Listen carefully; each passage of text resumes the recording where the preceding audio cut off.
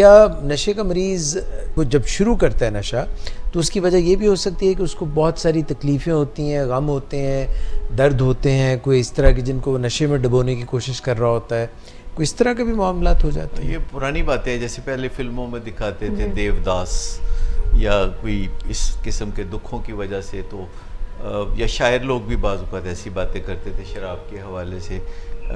یہ درست نہیں ہے. یہ بہت حد تک تو اب کلچر کا حصہ ہے. یونیورسٹیز میں جو طلباء پڑھنے کے لیے جاتے ہیں تو ان کے ساتھ بھی یہ معاملات بہت ہوتے ہیں. امتحان کا دباؤ ہے یا کوئی بریک اپ ہو گیا ہے یا اس طرح کی کوئی چیزیں ہو گئی ہیں تو ان کو بھی مسائل ہوتے ہیں, ٹینشنیں ہوتی ہیں.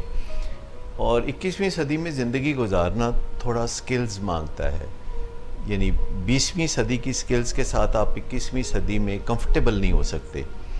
آپ بے چین ہوں گے, آپ کو ہر روز کوئی نئے ڈیولپمنٹس نظر آئیں گی اپنی زندگی میں بھی اور ارد گرد کے ماحول میں بھی, اور آپ کو تیزی سے ایڈجسٹ کرنا پڑتا ہے. پہلے زندگی بڑی سلو تھی. آپ کسی سے کوئی گلہ شکوہ ہوتا تھا, آپ اسے ایک لمبا سا خط لکھتے تھے اور خط ابھی ادھر بھی نہیں پہنچا ہوتا تھا اور آپ کا غصہ ٹھنڈا ہو جاتا تھا. لیکن اب ایس ایم ایس جا رہا ہے اور فوراً جواب آ رہا ہے اور بالکل جلتی پر تیل کا کام ہو رہا ہوتا ہے, اور گھروں میں بھی لوگ ایک دوسرے کے ساتھ بہت زیادہ الجھتے ہیں چونکہ شکایتیں بہت ہوتی ہیں.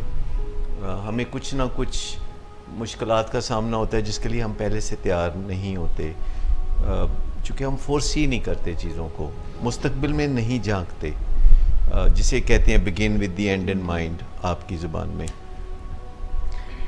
ہماری ایک صلاحیت ہونی چاہیے کہ ہم مستقبل میں کچھ نہ کچھ جھانک سکیں. مکمل طور پر تو ہمارے پاس ایسا کوئی پیالہ نہیں ہے جس میں پانی میں ہم دیکھیں تو ہمیں مستقبل کا سارا نقشہ نظر آ جائے, لیکن اگر ہم اپنی تھوڑی ٹریننگ کر لیں تو ہم کافی چیزوں کو وقت سے پہلے محسوس کر سکتے ہیں, دیکھ سکتے ہیں, یعنی اینٹیسپیٹ کر سکتے ہیں.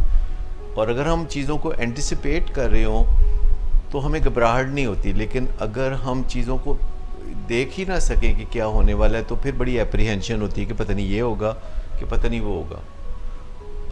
اس حوالے سے اگر ہم اپنی گرومنگ ایسے کریں کہ ہم اندازے لگائیں, مثال کے طور پر ٹیلی ویژن پہ روزانہ خبریں آتی ہیں تو وہ جب خبر پہلی دفعہ انفولڈ ہوتی ہے تو پھر ہم اندازے لگائیں کہ آگے اب یہ خبر کیا شکل اختیار کرے گی, کیونکہ ہر روز وہ ڈیولپمنٹس ہو رہی ہوتی ہیں, ایڈیشن ہو رہی ہوتی ہے, خبر انفولڈ ہو رہی ہوتی ہے اور آخرکار سچ کھل کے سامنے آ جاتا ہے.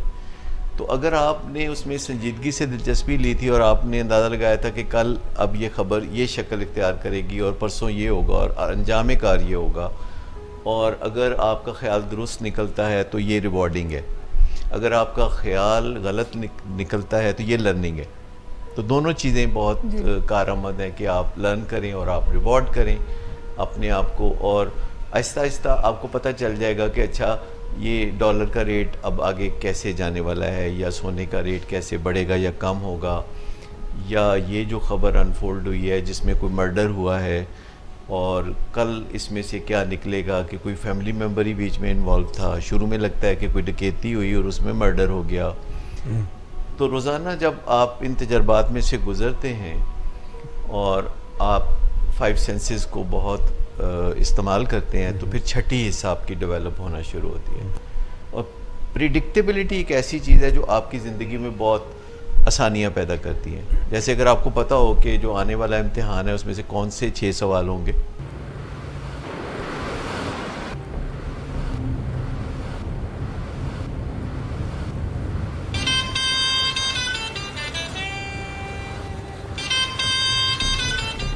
اچھا تو ابھی تک تمہارا اس چیپ لڑکی کے ساتھ چکر چل رہا ہے. تم کون ہوتی ہو مجھے پوچھنے والی؟ اوکے, اور تم ان گھٹیا لڑکیوں کے ساتھ گلچھرے اڑاتے پھرو تو میں چپ بیٹھوں.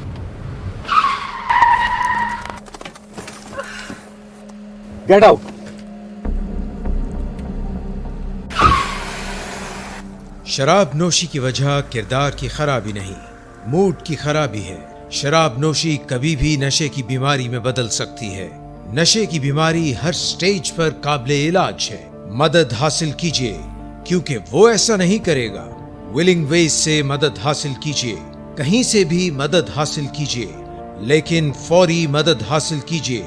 जिस मुआवजे के इंतजार में आपने बहुत देर कर दी, अब वो दस्तक दे रहा है।